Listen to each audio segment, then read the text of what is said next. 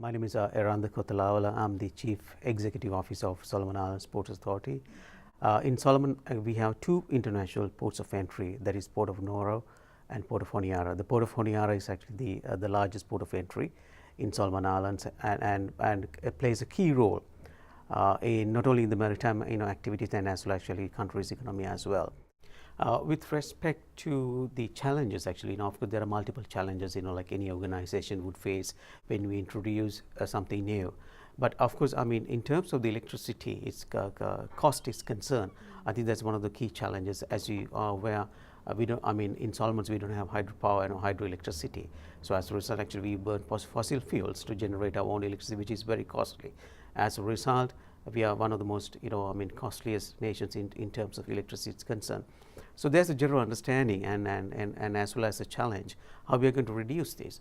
The MTCC-SPC has been collaborating almost a year now. I think we started actually the first level of energy or the energy audit of 1, and then actually succeeded to level 2 energy audit with the consultant Mr. Bruce. He did a great job, and also actually I'm quite thankful to SPC MTCC actually for this initiative. So the first thing actually we understood actually what are our highest energy users, or in terms of the ports is concerned. Then we understood the yard lighting or the lighting. It's one of the of course energy killers, because of course we need to keep the the yards lights on.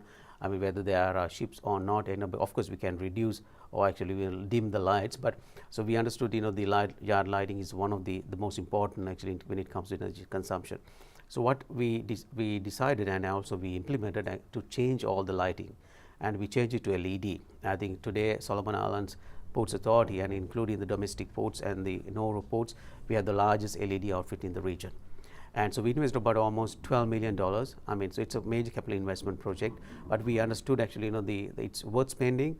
That is because we will be getting the long-term results from this investment. And we had almost about 17,000 Australian dollars saving a month, and as a result of these key initiatives, which we are now continuing, and also we are trying to see how best we can implement the renewable energy, especially solar, even our admin buildings that can power all the computers and some of our air conditioners as well. I believe actually with these new initiatives that we have embarked on, and a lot of commitment from staff and as well as from the top level and also from the board level as well, we'll be able to actually achieve greater targets, and we have already set some targets actually for our ports.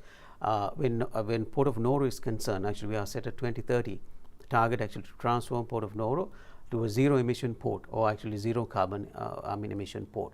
So it's quite an ambitious target, but we are working towards it. I believe we'll be able to transform Port of Noro to a zero emission port in 2030. So that's quite ambitious target. Similarly, actually we have certain targets actually for Port of Honiara as well. So Port of Honiara is much bigger than Noro. So then actually we are trying to understand how we can improve the cost savings, and as well as even the greenhouse gas emissions. But we are working towards it with the help of SPC and MTC, and also the consultant Mr. Bruce. So we are trying to understand some of the practical, because rather than trying to be too ambitious, and some of the practical initiatives and as well as targets that we can set and achieve in 5 years' time.